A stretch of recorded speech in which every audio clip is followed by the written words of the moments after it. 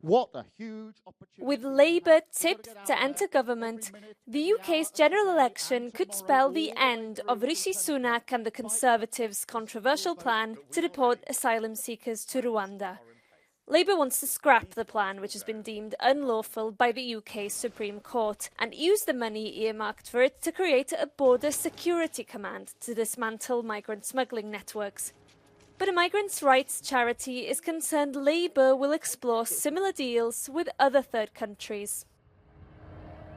We're obviously supportive of the Rwanda plan being scrapped in its totality, but we are concerned that an alternative will be brought into place. So whereas Rwanda is still a concern and has been identified as still an unsafe country for many individuals, we are concerned that another country will be considered by Labour, and we know this because bilateral agreements are already taking place. So we have bilateral agreements between Bangladesh and the UK to deport individuals, and India.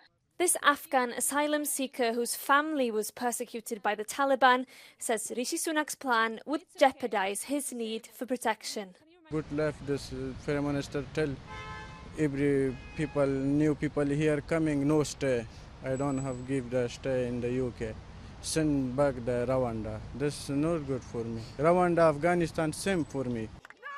Irregular arrivals by small boats across the Channel only make up 8 to 10% of migrant arrivals into the UK.